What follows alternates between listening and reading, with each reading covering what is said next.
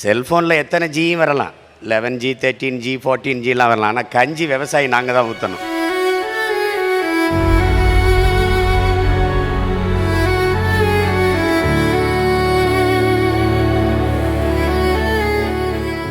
எல்லாரும் நினைக்கிறாங்க காசை கொடுத்தா கடையில் காய்கறி ஃப்ரெஷ்ஷாக கிடைக்குங்கிறாங்க.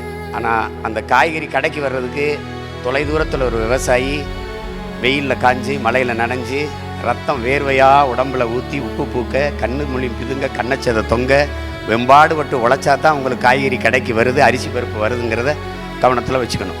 விண்வெளியில் பறக்கிறோம், வானூர்தியில் பறக்கிறோம். வளர்ச்சி வானூர்தியில் போகிறவனுக்கும் பூமியில் இருந்தால் சோறு போகணுங்கிறத கவனிக்கணும். நீங்கள் எந்த நாட்டிலையும் கார் இல்லை செல்ஃபோன் இல்லைன்னு புரட்சி வந்ததில்லை.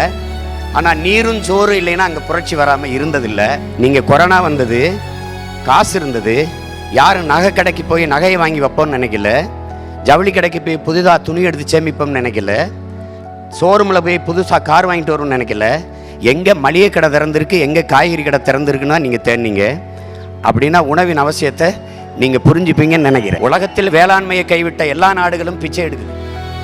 நீங்கள் தொழில் வளர்ச்சிங்கிறீங்க. தொழில் வளர்ச்சி, வேலை வாய்ப்பு, வேலை பார்த்தா சம்பளம் கிடைக்கும். சம்பளத்துக்கு என்ன செய்வீங்க? நல்லா சாப்பிடுவீங்க. சாப்பாடு எங்கேருந்து வரும்?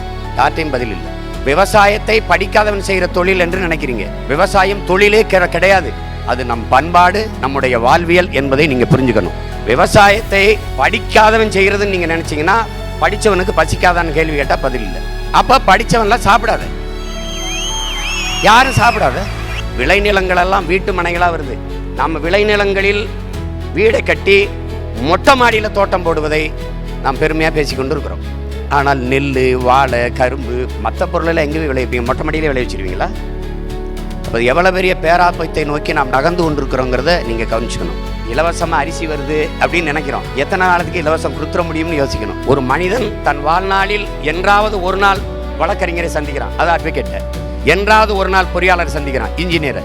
என்றாவது ஒரு நாள் மருத்துவரை சந்திக்கிறான், டாக்டரை. ஆனால் ஒரு நாளைக்கு 3 வேளை விவசாயியை சந்திக்கிறான். அதை புரிஞ்சுக்கணும்.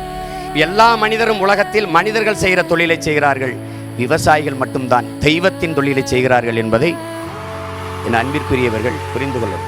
உழவு இல்லை என்றால் உணவு இல்லை, உணவு இல்லை என்றால் உயிர்கள் இல்லை, உயிர்கள் இல்லை என்றால் உலகம் இல்லை. உழவை மீட்போம், உலகை காப்போம்.